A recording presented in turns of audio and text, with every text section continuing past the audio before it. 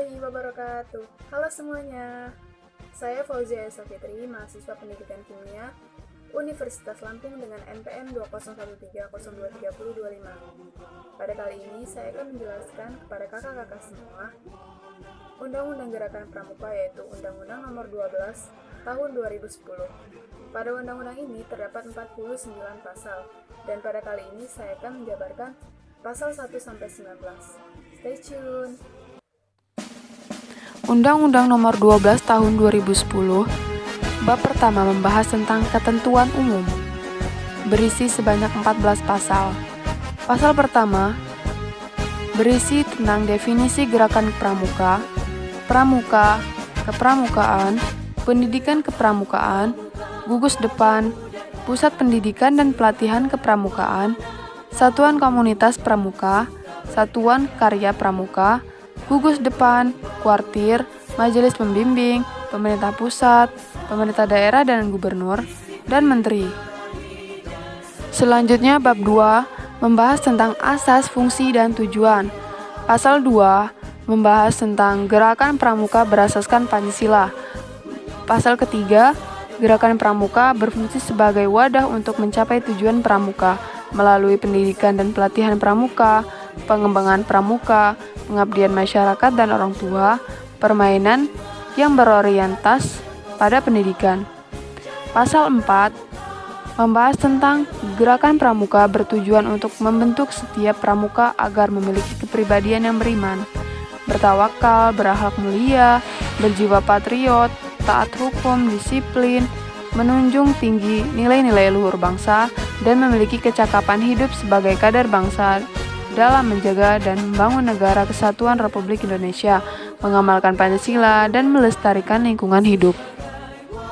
Selanjutnya, pasal 5 menjelaskan tentang pendidikan kepramukaan dilaksanakan berdasarkan pada nilai dan kecakapan dalam upaya membentuk kepribadian dan kecakapan hidup pramuka. Selanjutnya, pasal 6 berisi 5 poin. Yang pertama, kode kehormatan pramuka merupakan janji dan komitmen diri serta ketentuan moral pramuka dalam pendidikan kepramukaan. Poin kedua, kode kehormatan pramuka terdiri atas satya pramuka dan dasar dharma pramuka. Ketiga, kode kehormatan pramuka sebagaimana dimaksud pada ayat kedua dilaksanakan dalam kehidupan pribadi maupun bermasyarakat secara sukarela dan ditaati demi kehormatan diri. 4. Satya pramuka sebagaimana dimaksud pada ayat kedua. Poin kelima, dharma pramuka sebagaimana dimaksud pada ayat kedua yang berbunyi pramuka itu takwa kepada Tuhan Yang Maha Esa, cinta alam dan kasih sayang sesama manusia, patriot yang sopan dan ksatria, patuh dan suka bermusyawarah, rela menolong dan tabah, rajin, terlampil, dan gembira. Selanjutnya, pasal ke-7 membahas tentang kegiatan pendidikan kepramukaan dilaksanakan dengan berlandaskan pada kode kehormatan pramuka sebagaimana dimaksud dalam pasal 6 ayat 2. Yang kedua, kegiatan pendidikan kepramukaan dimaksudkan untuk meningkatkan kemampuan spiritual dan intelektual, keterampilan, dan ketahanan diri yang dilaksanakan melalui metode belajar interaktif dan progresif.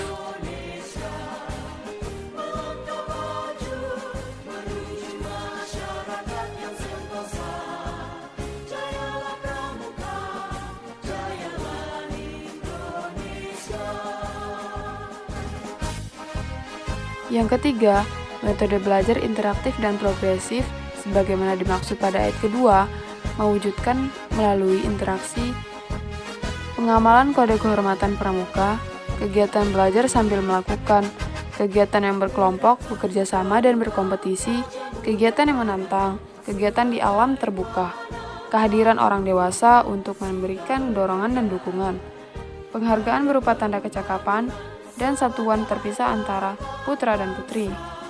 Pada poin keempat, penerapan metode belajar sebagaimana dimaksud pada ayat kedua disesuaikan dengan kemampuan fisik dan mental pramuka.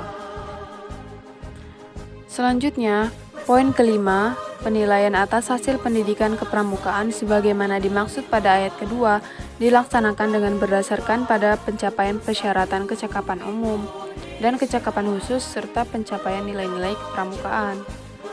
Yang keenam, capaian hasil pendidikan kepramukaan sebagaimana dimaksud pada ayat kelima dinyatakan dalam sertifikat atau tanda kecakapan umum dan kecakapan khusus.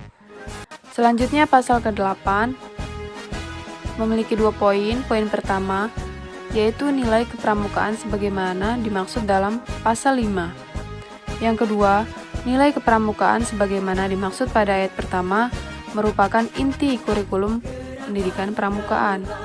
Pasal ke-9 membahas tentang kecakapan sebagaimana dimaksud dalam pasal 5, terdiri atas kecakapan umum dan kecakapan khusus.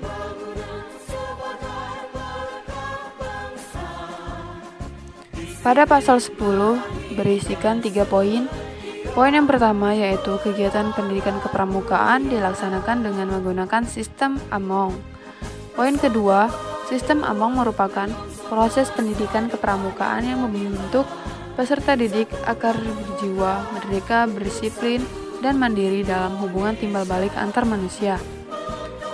Sistem Among sebagaimana dimaksud pada ayat pertama dan kedua dilaksanakan dengan menerapkan prinsip kepemimpinan.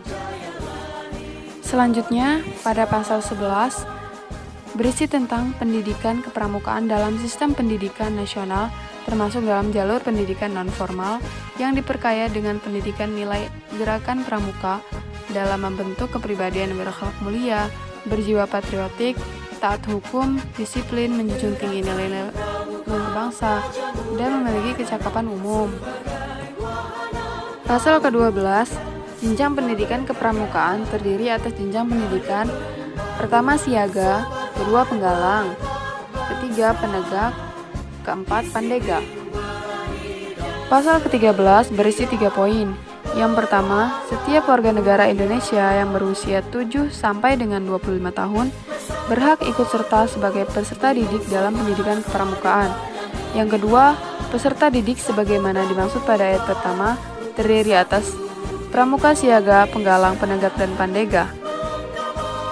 Yang ketiga, peserta didik sebagaimana dimaksud pada ayat pertama dalam pendidikan kepramukaan disebut sebagai anggota muda. Selanjutnya pada pasal ke-14 terdiri dari 3 poin juga. Yang pertama, tenaga pendidik dalam pendidikan kepramukaan terdiri atas pembina, pelatih, pamong, dan instruktur. Yang kedua, tenaga pendidik sebagaimana yang dimaksud pada ayat pertama harus memenuhi prasyarat standar tenaga pendidik. Yang ketiga, lembaga pendidik sebagaimana dimaksud pada ayat pertama dalam pendidikan kepramukaan disebut sebagai anggota dewasa. Pada pasal ke-15 berisi tentang kurikulum pendidikan kepramukaan yang mencangkup aspek nilai sebagaimana dimaksud dalam pasal 8 ayat 1 dan kecakapan sebagaimana yang dimaksud dalam pasal 9 yang disusun sesuai dengan jenjang kependidikan kepramukaan dan harus memenuhi persyarat standar kurikulum yang ditetapkan oleh Badan Standarisasi sesuai dengan ketentuan peraturan perundang-undangan. Pasal ke-16 membahas tentang satuan pendidikan kepramukaan yang terdiri atas pertama gugus depan dan yang kedua pusat pendidikan dan pelatihan. Pasal ke-17 membahas tentang evaluasi dalam kepramukaan. Pada pasal ke-18 berisi 2 poin. Yang pertama, akreditasi dilakukan untuk menentukan kelayakan kegiatan dan satuan pendidikan kepramukaan pada setiap jenjang pendidikan kepramukaan. Poin kedua, membahas tentang akreditasi dilakukan atas dasar kriteria yang bersifat terbuka dan dilakukan oleh lembaga akreditasi sesuai dengan peraturan perundang-undangan. Pada pasal ke-19, membahas tentang yang pertama, sertifikat berbentuk tanda kecakapan dan sertifikat kompetensi. Yang kedua, tanda kecakapan diberikan kepada peserta didik. Yang ketiga, sertifikat kompetensi bagi tenaga pendidik diberikan oleh Pusat Pendidikan dan Pelatihan Kepramukaan pada tingkat nasional. Sekian video penjelasan dari saya. Terima kasih. Wassalamualaikum warahmatullahi wabarakatuh. Salam Pramuka.